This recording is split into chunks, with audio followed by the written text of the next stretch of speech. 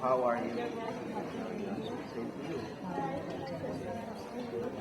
Happy New Year.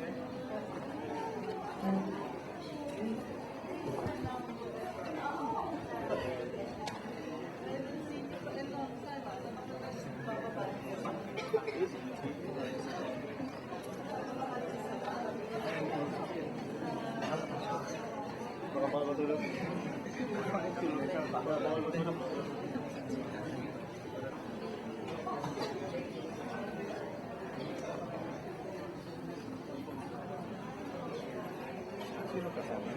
Sino kasama? Kaya,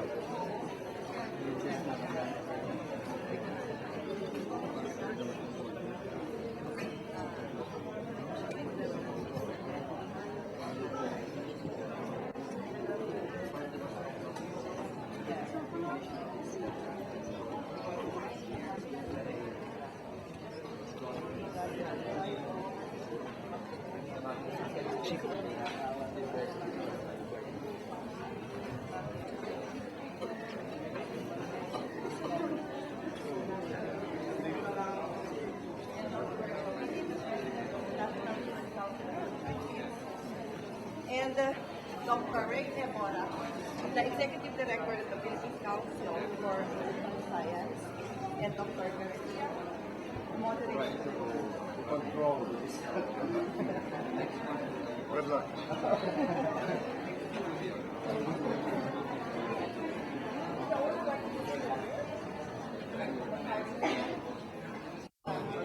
It's always going to be fun. We will be staying for a week or so next Saturday.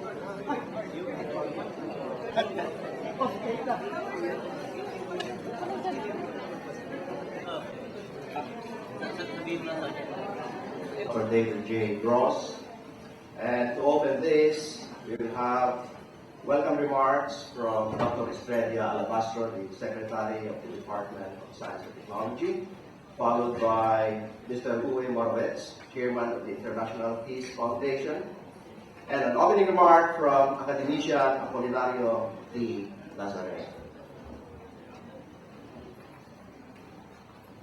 Uwe Morawetz, Academician Apolinario Nazarea, all my colleagues in the science community, students, good morning, magandang hapon po sa ating lahat.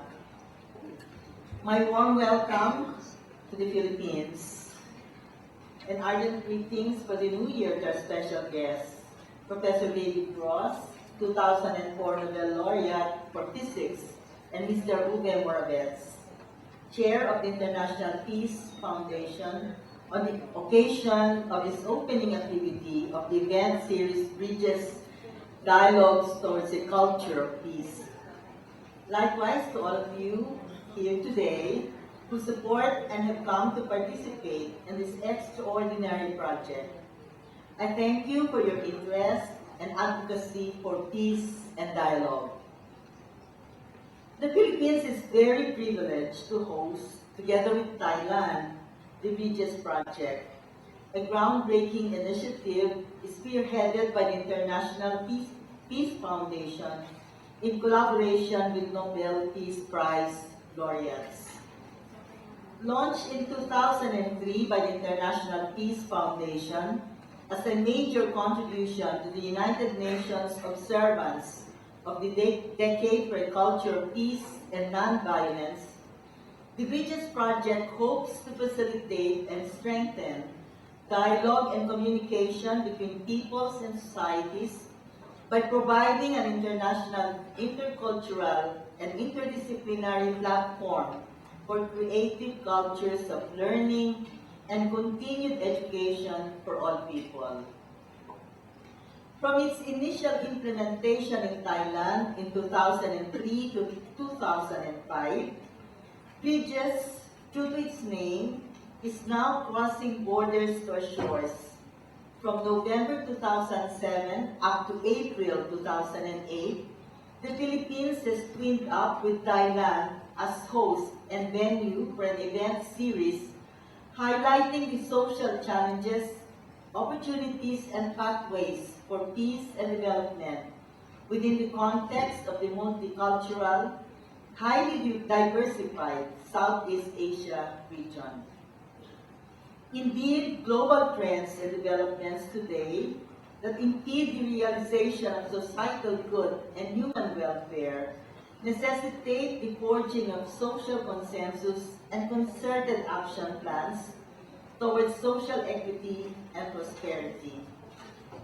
In the coming months, we are fortunate to have the chance to interact with some of the world's greatest thinkers and staunchest peace advocates on some crucial developments and issues that define the current scenario for establishing peace and global understanding. Regionalization and globalization, science and technology, economics, geopolitics, just to name a few. Today's activity, dubbed Dialogue with Researchers, featuring Professor David Gross in a forum highlighting the coming revolutions in fundamental physics, underscores the important role of science and technological advancements in providing for and securing a human quality of life for all of humankind for generations to come. While giving our precious time and attention to participate in the Bridges event series, let us anchor ourselves on the thoughts of former UN Secretary General and also 1961 Nobel Peace Prize laureate Dag Hammarskjöld, who said, "Working at the edge of the development of human society is to work on the brink of the unknown. Much of what is done will one day prove to have been of little avail." That is no excuse for the failure to act in accordance with our best understanding, in recognition of its limits, but with faith in the ultimate result of the creative evolution in which it is our privilege to cooperate. End of quote. Finally, let me also take this chance to express our felicitations to our co-organizers, the International Peace Foundation, headed by its founding chair, Mr. Uwe Morawetz, and our local partners from the private sector, namely Mr. Washington Sisip, founding chair of the SJD Group, and of the Asian Institute of Management as honorary chair, and Mr. Jaime Augusto Zobel de Ayala, chair and chief executive officer of Ayala Corporation, as chair of the Philippine Bridges Project. Likewise, I wish to congratulate our co-hosts and co-sponsors from the public sector, Dr. Emil Javier, President of NAS, who is represented here by Dr. Apolinario Nazarea, a physicist himself, Dr. Olivia Pawili, President of the National Research Council of the Philippines, Dr. Ray Ebora, Executive Director of the Philippine Council for Advanced Science and Technology Research and Development of the USD, and Dr. Jaime Montoya, Executive Director of the Philippine Council for Health Research and Development, also of the USD. Again, congratulations to one and all, including our participants. Through our dialogues, may all of us be inspired in our common quest for peace. Thank you very much. Mabuhay tayong lahat.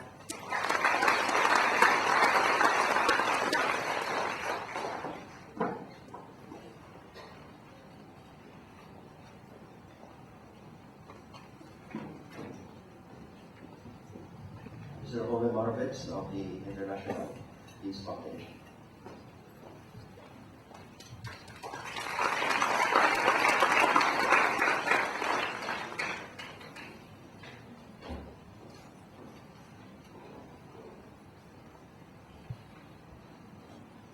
Magandang hapon po, and welcome to the first ASEAN event series, Bridges, Dialogues Towards a Culture of Peace. Bridges is facilitated by the International Peace Foundation and non-political and non-religious foundation under the common patronage of 21 Nobel Peace Prize laureates based in Vienna. The events are hosted in cooperation with various local partners, including the country's major universities, and I would like to thank the Department of Science and Technology and Secretary Alabastro for hosting our event today. Having started in November 2007, Bridges is being continuously held in the Philippines and Thailand until April 2008, involving the participation of Nobel laureates for peace, physics, chemistry, medicine, and economics. The pluralistic program of Bridges highlights the International Peace Foundation's intercultural and transdisciplinary approach towards peace. The foundation doesn't take sides, but acts as a mediator by creating an independent platform where representatives of science, politics, economy, culture, religion, the media, and youth can meet, share their viewpoints, listen to each other, and find mutual ways of understanding and cooperation. The first ASEAN Bridges series will be continuously taking place here in the Philippines and Thailand from November 2007 to April 2008, comprising events with Nobel laureates from all fields. The Nobel laureates will visit the region not all at once, but separately to conduct public lectures, seminars, workshops, and dialogues hosted by local institutions during the continuous period of 6 months. The aim of Bridges is to facilitate and strengthen dialogue on communication between societies in Southeast Asia with their multiple cultures and faiths, as well as with people in other parts of the world to promote understanding and trust. The events aim at building bridges through Nobel laureates with local universities and other institutions in Southeast Asia to establish long-term relationships which may result in common research programs and other forms of collaboration.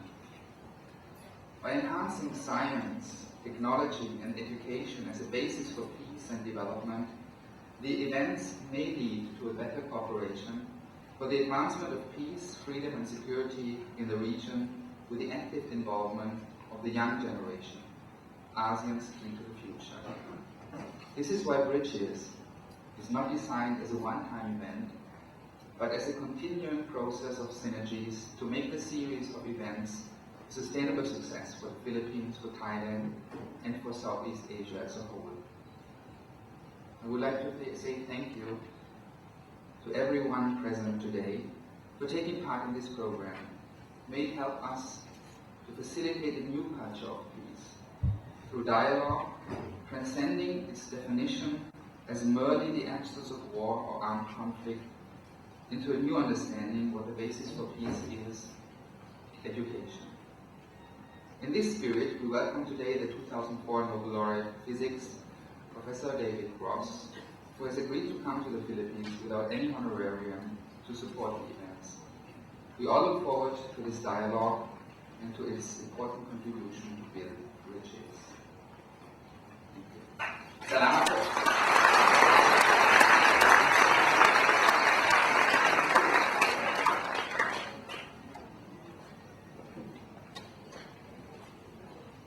Dr. Apolinario de Nazarea, representing Dr. Abiet.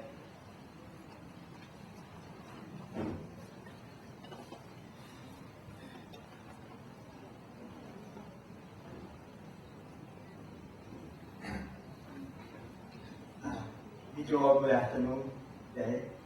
I would like to welcome one and all to this dialogue with Professor Gross, and I would like to extend to you the thanks of the Academy for attending.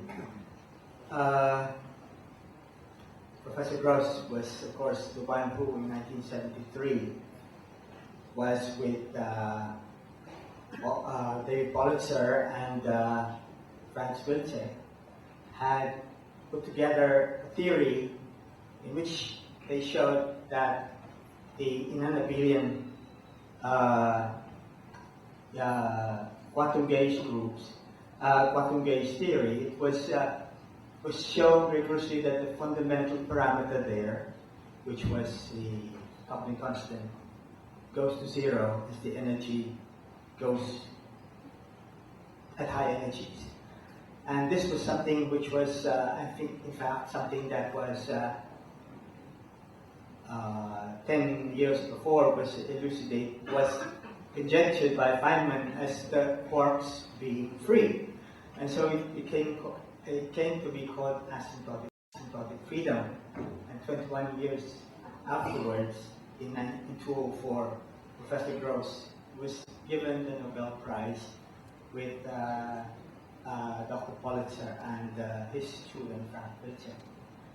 So, and later on, 1984, Professor Gross was also with Harvey and Rome, had put together a anomaly-free superstring theory, which they call heterotic superstring theory.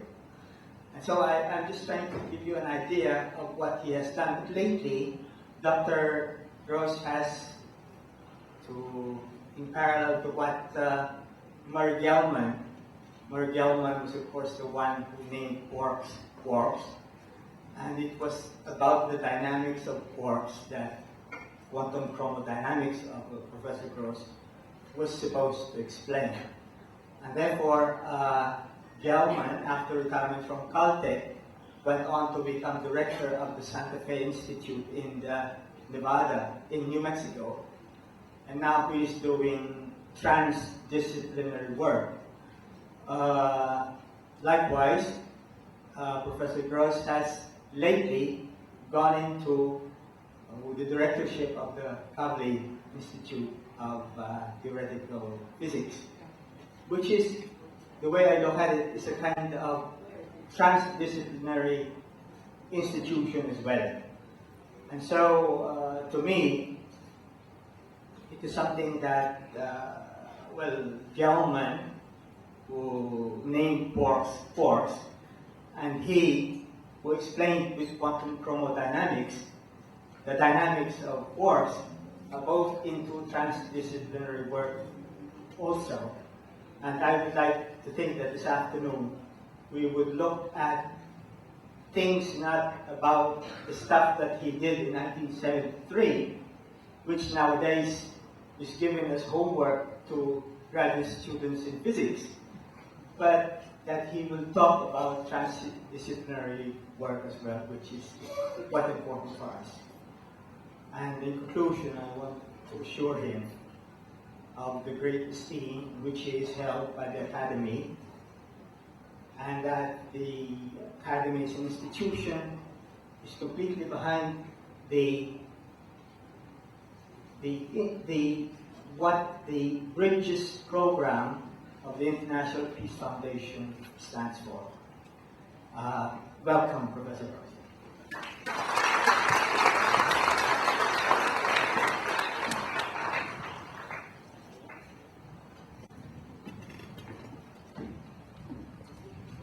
Well, what else can I say? Dr. Nazaria already took one half of the introduction. So let me perhaps just add a detail that it involved from Hebrew University in Jerusalem in 1962, and then returned to the United States to continue his education at UC Berkeley, from where he received his PhD in physics in 1966. A year later, he left Berkeley that year to serve as a junior fellow at Harvard University. Dr. Gross began his professional teaching career at Princeton in 1969 and was appointed professor of physics in 1972. During the same period, between 1775, he also became a fellow at the Sloan Foundation, and he remained at Princeton until 1996, where he was named Eugene Higgins Professor of Physics and Thomas Jones Professor of Mathematical Physics. In 1997, he was appointed director of the Institute of Theoretical Physics at the University of California. It's a position that he holds up to date. Professor Gross has also been a fellow of the American Physical Society, the American Academy of Arts and Sciences, and the American Association for the Advancement of Science, and a member of the National Academy of Sciences. He is the recipient of the J.J. Sakurai Prize of the American Physical Society, a MacArthur Foundation Fellowship, the Dirac Medal, the Oscar Klein Medal, and the Harvey Prize of the Technion.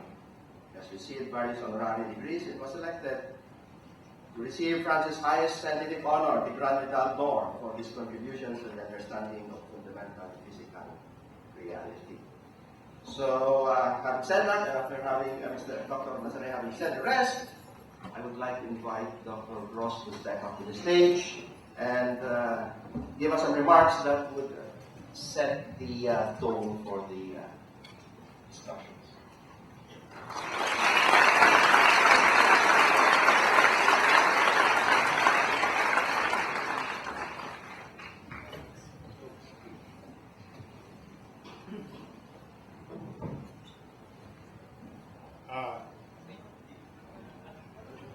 Actually, I don't like to sit down while I'm talking.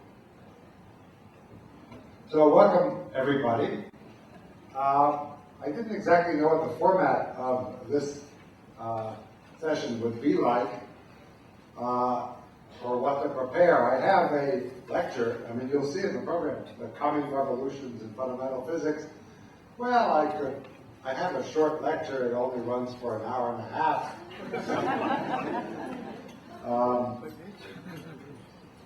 Or I could talk more broadly about the lessons of science, but I did that this morning, and I hope many of you attended that lecture. How many actually were there this morning? Good. So I don't need to do that. And instead, we're having what is what sounds to me like a lot more fun, a dialogue, a discussion. And that's something I'm quite used to. As was explained, I'm the director of the Institute for Theoretical, the Copley Institute for Theoretical Physics. Maybe I'll tell you a bit about my institute, which is rather unusual. You know, most institutes of science, you have big buildings with laboratories and people working away on very narrowly defined projects. That's not what we do. We have what is sort of a national laboratory for theoretical physicists. Theoretical physicists don't need laboratories. They work with pencil and paper. So we have a beautiful building located about 50 meters from the Pacific Ocean in Santa Barbara, which is a beautiful place to be. And we invite something like 1,000 physicists a year from all over the world. They come, at any time we have about 100 scientists in our building, working on different programs together, collaborating on frontier areas in physics. And we interpret physics very broadly. So we will have sometimes simultaneously 3 programs going, one maybe in cosmology and astronomy, and one in string theory, and one on genetics or biology, neuroscience. I interpret physics actually as anything that physicists do, and physicists do a lot of things. So we spend our time at the Copley Institute mostly talking to each other about science. That's how theoretical scientists work. A lot of discussions and dialogues and conversations.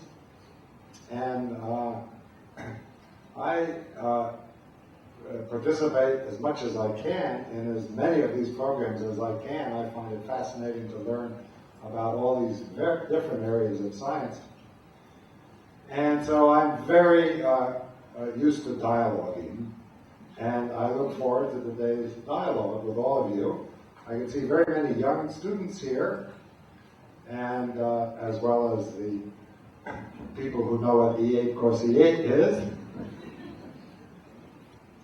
And so let's talk, and I'd be delighted to answer your questions or have a real dialogue. So in order to begin, since, you know, usually there are a lot of shy people in the audience, I have some questions.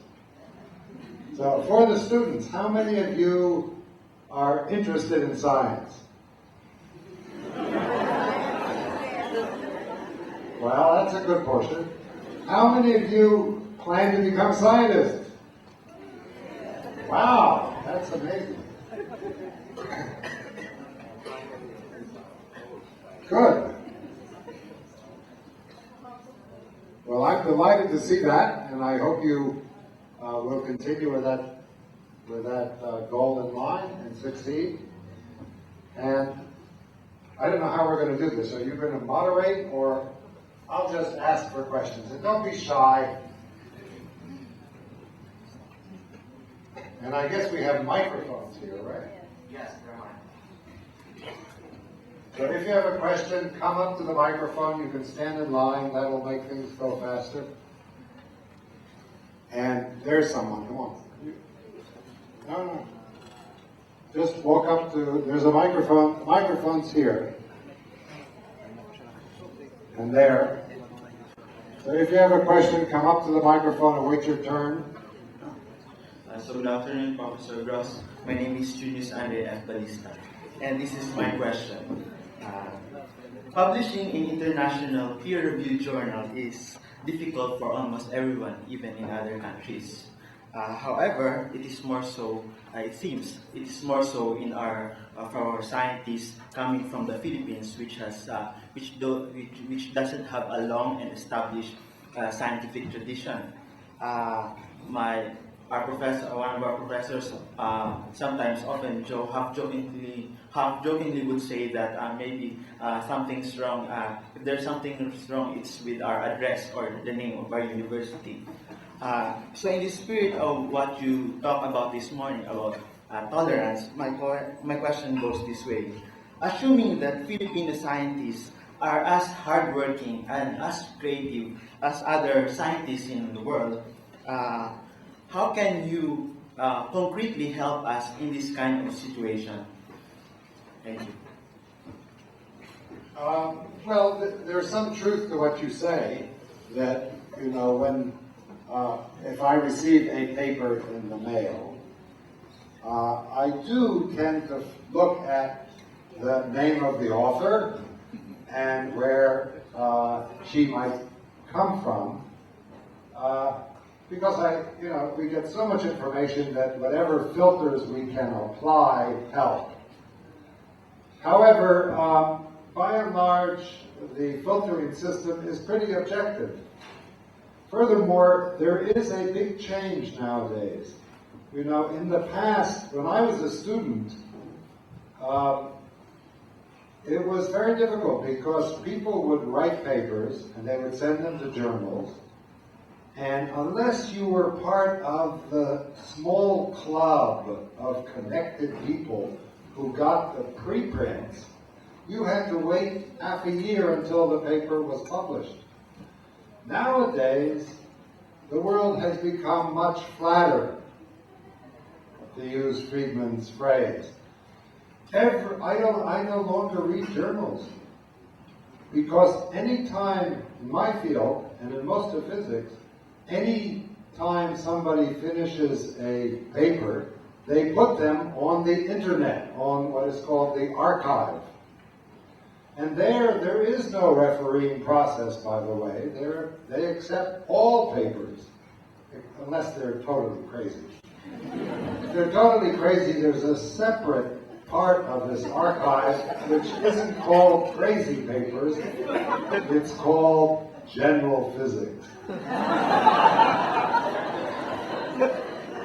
But even they get onto the archive. So, as soon as somebody writes a paper, the next hour it's available to anyone in the world who has internet connection. Everyone is equal. It's an amazing change. And furthermore, just about anything gets onto the archive. So there no longer is that problem of making your ideas available, and, more importantly, of being able to be equal with anyone else with access to new research. However, it's still important for science to have a system of judging quality and truth, or at least reason, because otherwise we would be saturated with all sorts of stuff. And in some fields, such as medicine, it could be quite dangerous. But believe me, the situation has been enormously improved by modern technology and means of communication.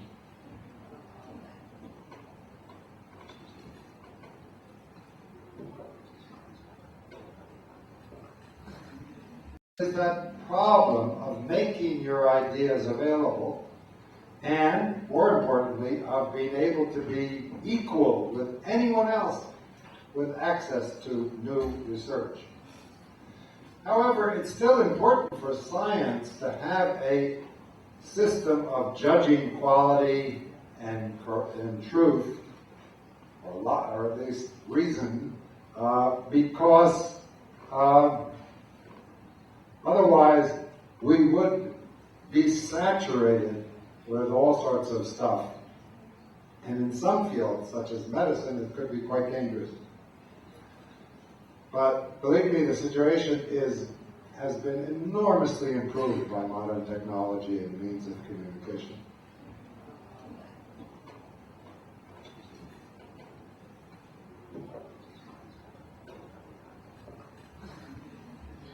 How can you talk if you can't walk? Good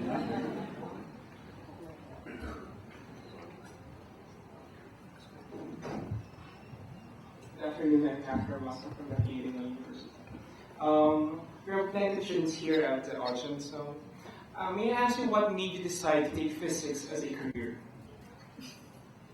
Well, I'm a little unusual in that I decided to become a theoretical physicist when I was 13 years old. So that's not a normal, it was, when I was about 13, I started reading popular science books, and I got totally fascinated reading books about astronomy and physics by people like Eddington and Gamow, and it just turned me on, and I wanted to, be a theoretical physicist too, and try to understand the secrets of the universe using just my brain. I wasn't exactly sure what that meant and what life would be like, but it seemed to me so exciting that I really decided then to try to become a theoretical. And it wasn't difficult. You just had to study physics and mathematics and do well and go into university and study physics. So I was lucky to have been turned on, excited by physics very early. Theoretical physics, I like mathematics very early, so I knew I didn't have to go through the difficult choices that many young people face. Maybe I was just stubborn early, but lucky in that way.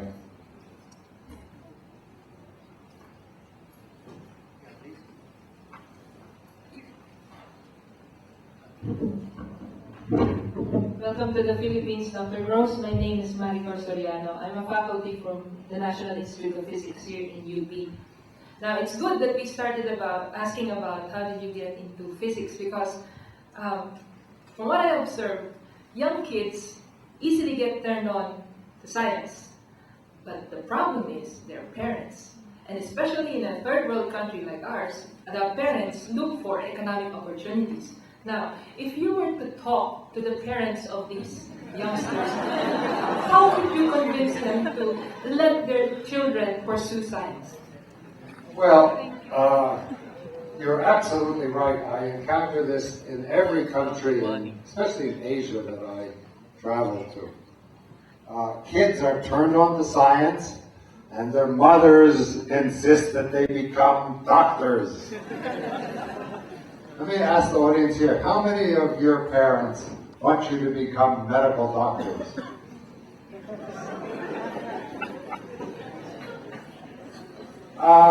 And this is often the case as, there is social mobility upwards. Because I think, many people in our society don't understand what it means to become a scientist and what a great life it is. And many parents look and see, well, if I have a smart kid, and I hope that he has a life as a professional of some kind, and they see medicine or law as the only way to fulfill those goals, as well as the fact that they think that if you're a medical doctor or a lawyer, you can have a comfortable living. So what I would tell, I'm not sure what I would tell the parents, but I'll tell you what I would tell the children. Ignore this advice. Resist this pressure. You know, the most important key to success in anything you do is love of what you're doing. If you don't love what you're doing, you're not going to do very well. If you love what you're doing, you have a much better chance of succeeding. And not only that, you'll enjoy life. And that's part of the reason for living. So do what you love to do.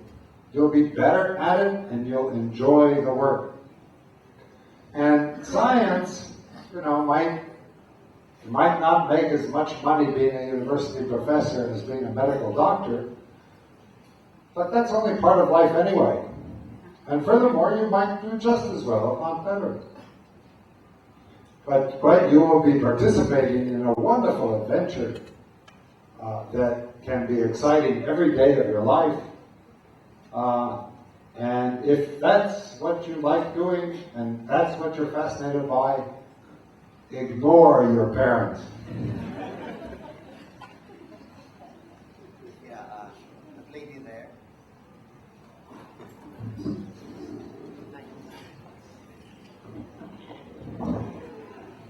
Hello, good afternoon, Dr. Rose. My name is Micaela Fudolic from the National Institute of Physics. My question is, how do you encourage your students to do research?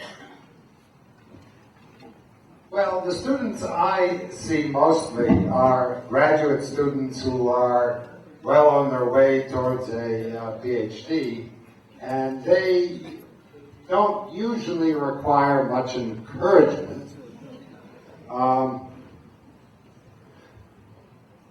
But what I try to do is, the way I encourage them, I suppose, is to work with them. It's very hard to teach people how to think or do research, which is a very creative endeavor. The best way is by apprenticeship or providing an example. So if I need to encourage them, the best way I found is by working with them and just providing an example which they can imitate or follow. Let's give a chance to the written questions first. There's a set of 3 questions here which are related to each other, so probably just answer this once. Number 1 was, before 2004, when you won the medal in 1988, did you expect to win the Nobel Prize? And number 2 is, how did you feel when you received the Nobel Prize in 2000? Probably when you were informed, I mean. And then third is, what's it like to be a Nobel laureate?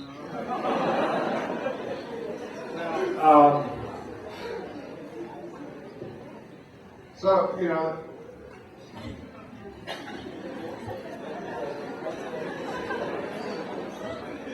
you sort of know that, you do know that you're under consideration for a Nobel Prize from often, in many cases, many years before. In our case, it took quite a while before this prize was awarded, partly because it took such a long time to truly test the theory. So, for many years people would tell me, this year you're going to win the Nobel Prize. This year you're going to win the Nobel Prize. So, because of that, every Octobers were a difficult time. So all these people would say, this year for sure. And then I would see them after the prizes were awarded and they would look away.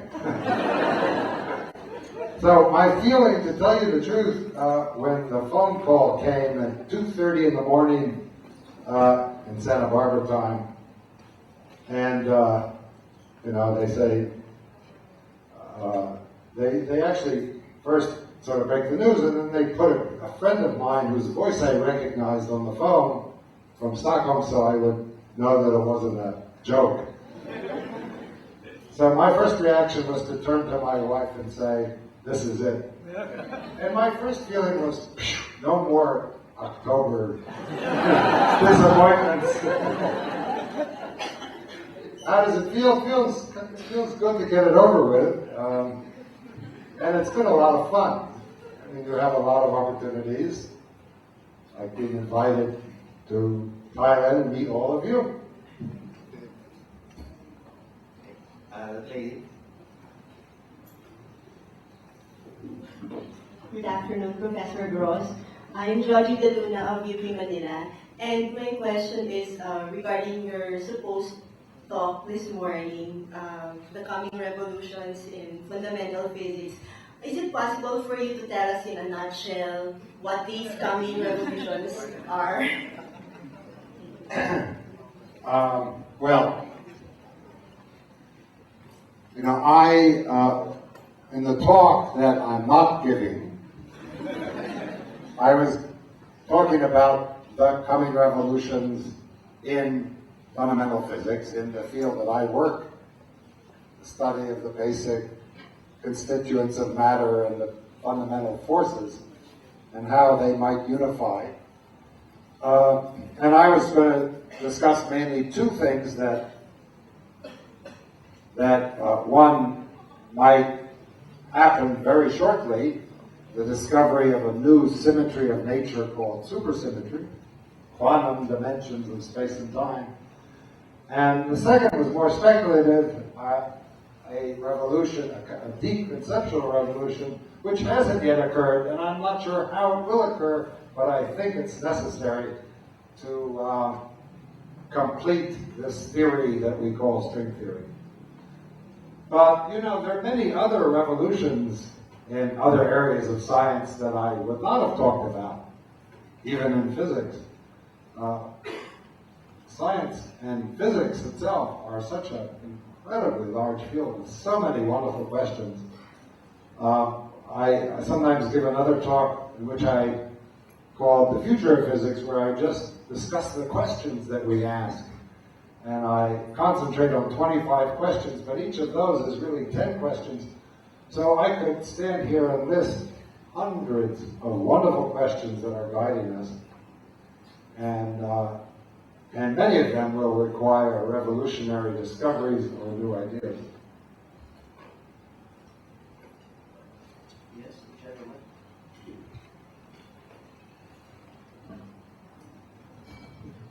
Good afternoon, Dr. Gross. I'm Bob Villial, and I'm an alumnus of this university. I was at the College of Science auditorium when you gave the talk, since the theater was already full. So some of us were told to go to another place to view the webcast. And during your talk this morning, you addressed the global problem, or global climate change, and specifically global warming. And for this problem, you also mentioned something like unlimited growth and unlimited consumption. That there must be some correlation between global warming and unlimited growth and unlimited consumption. Do you think if we're able to address the root cause of this unlimited growth and unlimited consumption, would we be able to address the problem of global warming or global climate change? And the second question is, what do you think is the root cause of this unlimited growth and unlimited consumption? Thank you. Well, I think the solution to the problem of global warming is, as I discussed this morning, is a very immediate problem. We have to do something immediately. Otherwise, the situation just gets worse, and it'll be even harder to do it 10 years from now. So we have a very immediate problem. It's a social, political, and scientific problem. In my discussion about consumption and growth, I was talking beyond that, and I was raising the question that people usually don't raise. If you, the only way societies are judged, or corporations are judged to be successful, is if they grow at 2 to 3 to 10% every year.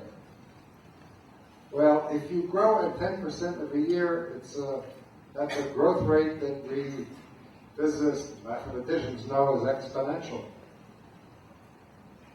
And that cannot be sustained no matter what we do. But how do you replace it? What is an economic system that could function well, or a political system that could function well without continuous growth? We haven't yet found one.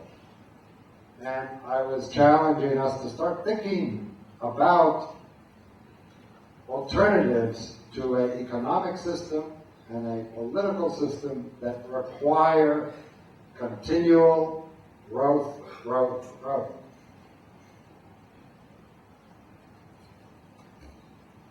Yes, lady. I'm Vivian Talisayon, UP College of Education. They say that behind a great mind is a great teacher. Was there a great teacher that influenced your physics career?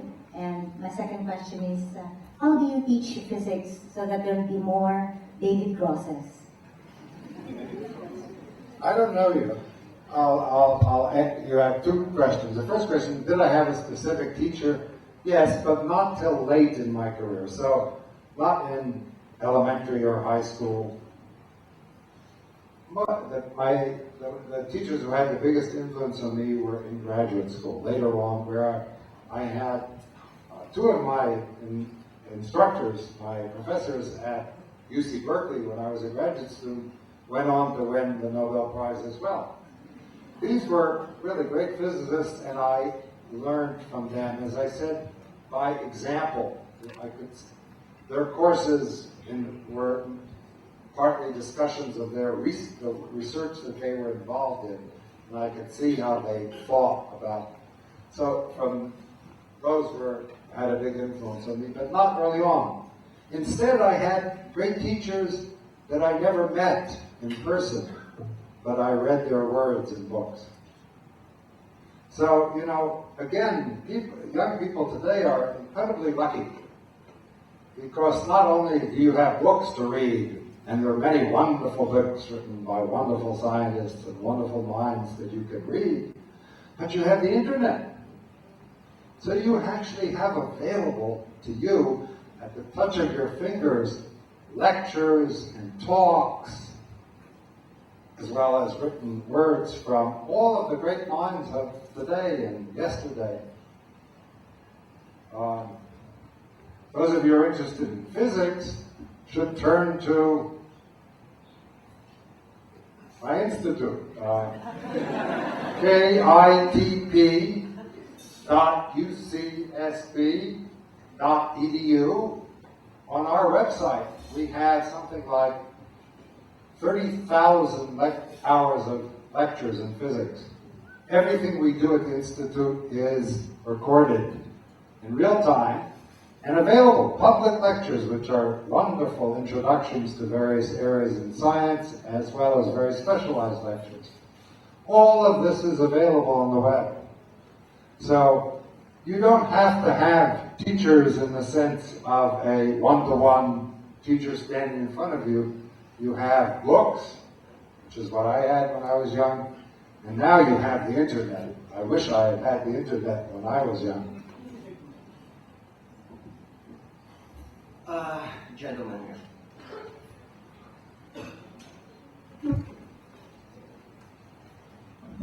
I'm Debbie Esguerra from the National Institute of Physics. Your PhD supervisor, Geoff Chu, was one of the main proponents of the bootstrap and S-matrix models, and the work for which you won the Nobel Prize was a complete break from that general direction. So when did you decide to break away And how difficult was it to follow a completely different direction from what your PhD supervisor was doing?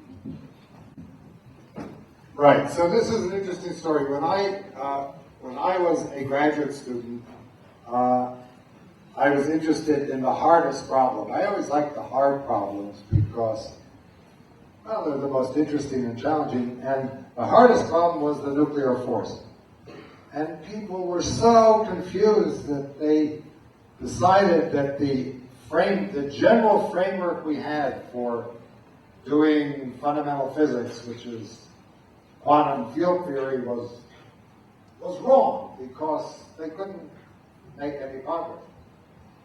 And my advisor was the leader of what was a popular movement in the field of saying it's totally wrong and suggesting a totally revolutionary new way of looking at elementary particle physics. And, well, you know, as a young man, that seemed very exciting. A revolution. Let's go into a revolution. So I became his student and I worked in this field. But after, you know, my thesis was almost finished, I began to realize that the content to this revolution was rather slim and not very interesting. You couldn't do much with these new ideas. So even before I got my PhD, I started learning about the more old-fashioned way of doing things. And then I went off to the other side of the United States, so I was far away from him. But you know, in the United States, and especially my advisor, are very tolerant of rebellion. This is part of our tradition which serves us very well. So, you know, if my graduate student comes to me and says, I think your ideas are all wrong. In some countries, the graduate students he might be thrown out. But in America, we don't do that. We respect. In fact, we value, we encourage rebellion. So I never thought twice about, in fact, working in a totally different direction than my advisor. And I don't think he ever thought once about criticizing me for that, even though he had his own direction. So, and in fact, our work led to an understanding based on quantum field theory, detailed theory, which works.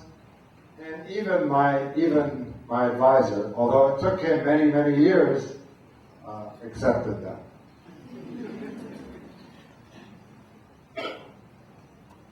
Lady there at the back, please.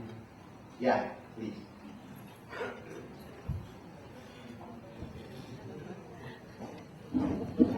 Hello, it's me again. Actually, my question was a follow-up of the one read by Dr. Garcia. Now, you said earlier that, you know, after doing what you did in the 1970s, you were actually expecting to win the Nobel Prize every year, and then you get disappointed every October. But let's do a flashback. You see, when you were 13 years old, you first read your favorite popular science book. Did it ever occur to you that, you know, one day you're going to get a Nobel Prize? Did you ever dream of doing so? I probably didn't know what a Nobel Prize was. Now look, you don't go into science to win prizes. You know, you might win you really don't. It's a mistake. You don't actually even go into science in a sense to make the great, or maybe you do, but this is not the reason to go into science to make a great discovery or get the recognition for that. That can happen, cannot happen. You go in for the love of the pursuit, of the work, of the research, which is what you're going to do 99.9% of the time. Maybe, if you're lucky, 1% of the time will be discoveries that are of lasting value and recognition. But most of the time, you're working away. So you have to love the working, the actual research, the doing of science, the working in the laboratory, the working with equations. I love doing that. I love problems. I mean, when I was a kid, I had a friend who used to trade integrals. I would give him integrals to calculate. He would give me integrals. I love doing integrals. It was fun. So if you have to enjoy what you're doing. That's nice, we're all taught to be competitive. So it's nice to get recognition and win prizes and all that, but people who are only motivated by big discoveries usually fail completely. And people who only care about recognition and prizes live a bitter and miserable life. Any question from that side? This gentleman side.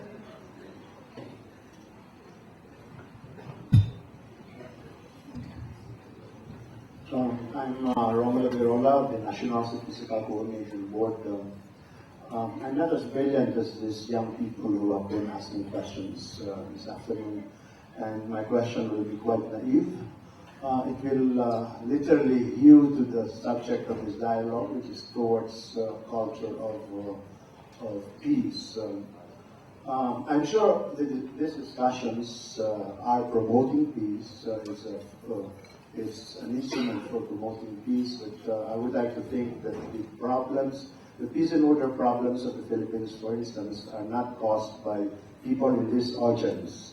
It is caused by people outside of this hall.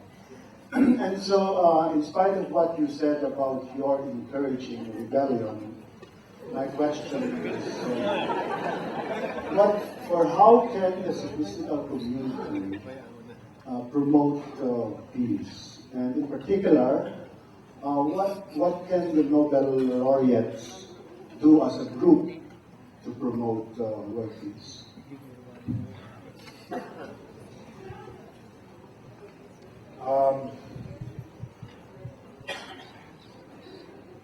Well, there's so many ways of promoting peace.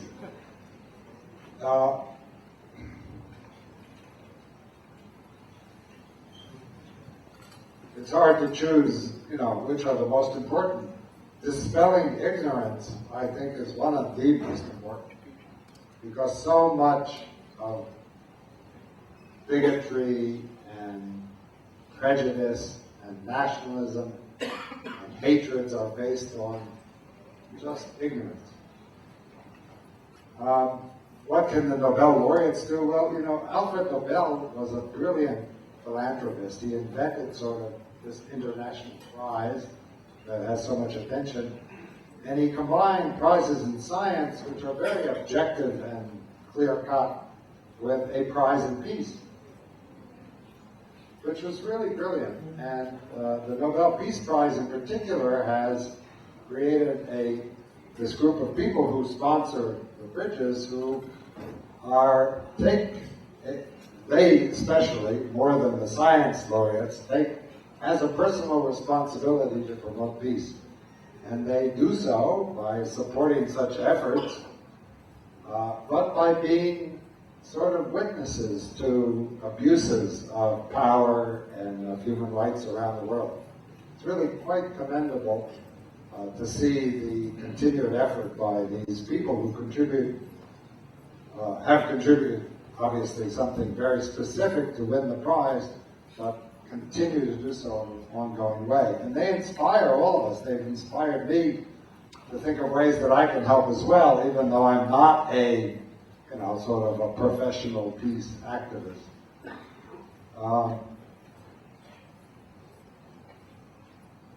I don't know, we all need to do things. As an American, I must say, I'm not very proud of my own government. So I have to do a lot within my own society to make sure that we behave better. That might be the most important thing I can do. There's so many ways that we can promote peace throughout the world.